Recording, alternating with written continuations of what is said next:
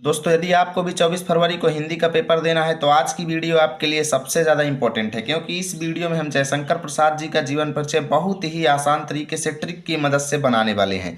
जी हाँ दोस्तों, अभी तक आपको जयशंकर प्रसाद जी का जीवन परिचय याद नहीं है तो बिल्कुल भी रटना नहीं है दोस्तों, एकदम रटना बंद कर दीजिए। बस आज की इस वीडियो को आप अंतिम तक देख लीजिए। मैं गारंटी के साथ कहता हूँ आज की इस वीडियो को देखने के बाद आपको जयशंकर प्रसाद जी का जीवन परिचय पूरा याद हो जाएगा और एग्जाम में आप इसको बहुत ही आसान तरीके से लिख पाएंगे। तो चलिए आज की इस वीडियो की शुरुआत करते हैं बिना देरी किए हुए और अच्छे से पूरी ट्रिक को देख लेते हैं और अच्छे से समझ लेते हैं, ठीक है। तो सबसे पहले बात करें दोस्तों कि कुछ स्टूडेंट ऐसे हैं जो ये 4 से 5 चीज़ें याद कर सकते हैं और कुछ स्टूडेंट ऐसे हैं जो इसको भी याद नहीं कर सकते, है ना। मैं समझ सकता हूँ आपकी मजबूरी दोस्तों, कोई समस्या रही होगी, आप नहीं याद कर पाए हैं तो टेंशन मत लीजिए। देखिए पहली बात दोस्तों, अगर आप चाहते हैं कि आपका एक भी अंक ना कटे, पूरे में से पूरे अंक आपको मिले, तो एक काम कीजिए दोस्तों, मेरी बात मान लीजिए और इसको तुरंत याद कर लीजिए। अगर आपको नहीं याद हो रहा है, आप संभव नहीं है, आप इसको समर्थ नहीं है याद करने में, तो आप वीडियो को पूरा देखिए, मैं आपको बताऊंगा आप अंतिम में क्या करेंगे, ठीक है। चलिए अब इसकी मदद से पहले हम जीवन परिचय कैसे बनाएंगे। अगर आपने इतना याद कर लिया तो सबसे बेहतरीन है दोस्तों, आपका एक भी अंक नहीं कटेगा, बस इतने में ही सारा खेला हो जाएगा, ठीक है। चलिए कैसे बनाएंगे, देखिए सबसे पहले लिखेंगे दोस्तों कि जयशंकर प्रसाद जी का जन्म 1889 ईस्वी में काशी में हुआ था, ठीक है। चलिए लिखते हैं। देखिए मैंने लिख दिया कि जयशंकर प्रसाद का जन्म सन 1889 ईस्वी में काशी में हुआ था, ठीक है भैया। अब इनके पिता का नाम देखेंगे कि इनके पिता का नाम क्या था दोस्तों, देवी प्रसाद, तो इसको भी यहाँ पर लिख देंगे कि इनके पिता का नाम देवी प्रसाद था। देखिए दोस्तों मैंने लिख दिया कि इनके पिता का नाम देवी प्रसाद था। अब आप देखें ध्यान से, तो हमने 3 जानकारी का उपयोग कर लिया है, जन्म, जन्म स्थान और पिता, ठीक है। भाई का काम अभी बीच में आएगा और मृत्यु हम सबसे अंतिम में यूज करेंगे। तो अब इसका काम हमारा फिनिश हुआ, इसको साइड करते हैं। अब हम अपना दिमाग लगाएंगे और बना बना करके कैसे लिखेंगे ये चीज़ ध्यान से सुनिएगा, ठीक है। जैसे दोस्तों कोई भी लेखक हो या कवि हो, बचपन से उसके अंदर बहुत ज़्यादा दिमाग होता है, बहुत ज़्यादा होशियार होता है, ठीक है। तो इसको आसानी से लिख देंगे कि प्रसाद जी बचपन से ही प्रतिभावान थे, ठीक है। चलिए प्रशंसा करना शुरू करते हैं और वाकई ये प्रतिभावान थे दोस्तों, है ना। चलिए लिखते हैं। अब मैंने लिख दिया कि प्रसाद जी बचपन से ही प्रतिभावान थे, ठीक है। अब इसमें हम लिख सकते हैं कि भाई बचपन से प्रतिभावान थे, तो निश्चित है कि बचपन से ही इनको रचनाएं करने का बहुत ज़्यादा शौक रहा होगा, है ना। तो लिखते हैं कि बचपन से ही इनको रचनाएं करने का शौक था, ठीक है। देखिए मैंने लिख दिया कि बचपन से ही इनको रचनाएं करने का शौक था, ठीक है दोस्तों। अब लिख देंगे कि भाई बचपन में ही इन्होंने अनेकों कविताओं की रचना किया, है ना। बढ़ा बढ़ा करके लिखना है दोस्तों, बस बाकी कुछ नहीं होता, यही सब होता है जीवन परिचय में, ठीक है। तो इसको लिखते हैं कि बचपन में ही इन्होंने कई कविताओं की रचना किया। देखिए मैंने कितना शानदार तरीके से लिख दिया कि भाई बचपन में ही इन्होंने कई कविताओं की रचना किया, ठीक है दोस्तों।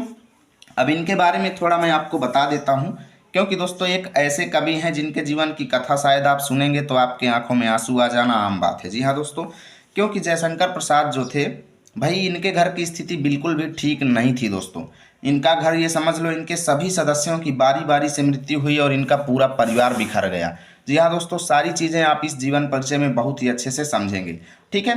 तो इसको लिख देते हैं सबसे पहले कि भाई इनके घर की स्थिति ठीक नहीं थी। अब मैंने लिख दिया कि भाई इनके घर की स्थिति ठीक नहीं थी, ठीक है। अब यहाँ पर मैं अभी आपको बताया कि इनके परिवार के बहुत सारे सदस्यों की असमय मृत्यु हुई, यानी कि कह लो आधी जिंदगी में मृत्यु हुई या फिर कह लो कि बहुत कम समय में मृत्यु हो गई, है ना। तो इसको लिखते हैं। देखिए मैंने लिखा कि इनके परिवार के बहुत से सदस्यों की असमय मृत्यु हो गई, ठीक है।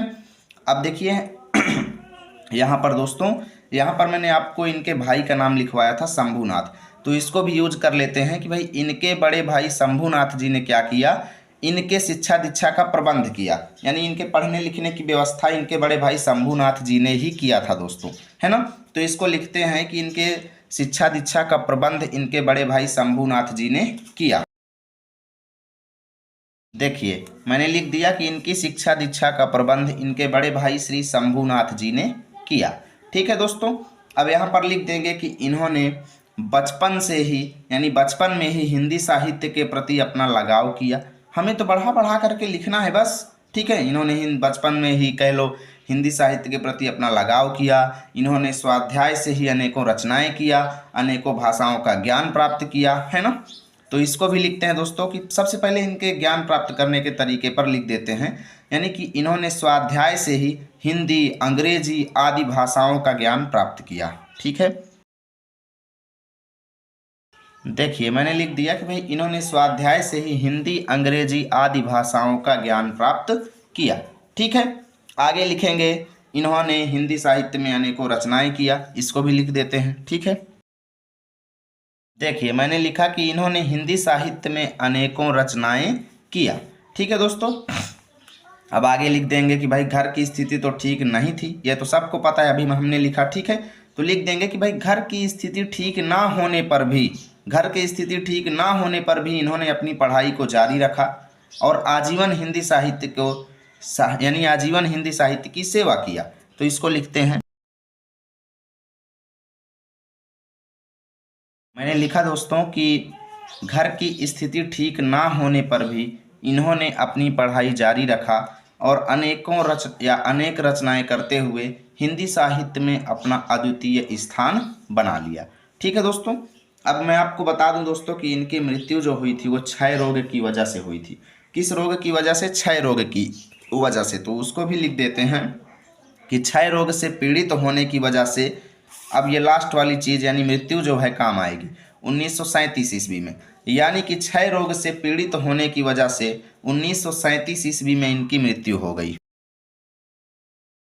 अब इस तरीके से दोस्तों इनका जीवन परिचय आपको लिखना है, लेकिन लास्ट में आपको यहाँ पर रचनाएं हेडिंग भी बनाना है। जी हाँ दोस्तों, क्योंकि आप रचनाएं अगर नहीं लिखेंगे तो भैया 1-2 अंक आपके निश्चित हैं, कटने ही कटने हैं। इसलिए यहाँ पर रचनाएं हेडिंग डाल देंगे और रचनाएं इनकी जो भी हैं आप उनको लिख देंगे। जैसे मान लो यहाँ पर छाया लिख दीजिए। ठीक है, इंद्रजाल हो गया। ठीक है, बहुत सारी रचनाएं हैं इनकी। विशाख हो गया, विशाख, कामना। ठीक है, कम से कम 5 रचनाएं आपको लिख देना है। एक घूंट हो गया, और इस तरीके से लिख के आप लास्ट में आदि लिख देंगे। इसका मतलब भैया बहुत सारी रचनाएं हैं, कितनी लिखें, है ना। तो इस तरीके से दोस्तों आप जयशंकर प्रसाद जी का जीवन परिचय बहुत ही आसानी से बना सकते हैं। मैंने बहुत सारे कवियों और लेखकों का बनाया है।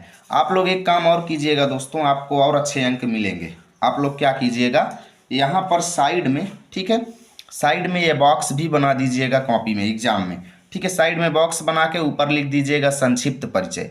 तो समझ लीजिए एकदम 4 चांद लग जाएंगे आपके जीवन परिचय में, ये मेरी गारंटी है दोस्तों। आप इस बॉक्स को बना करके ऊपर संक्षिप्त परिचय लिख दीजिएगा और ये सारी चीज़ें आप साइड से लिखना शुरू कीजिए। मैं गारंटी के साथ कहता हूँ आपका एक भी अंक नहीं कटेगा। यदि वीडियो अच्छी लगी है तो लाइक कीजिए, दोस्तों के पास शेयर कीजिए। मिलेंगे आप सभी के साथ अगली वीडियो में, तब तक के लिए जय हिंद, जय भारत।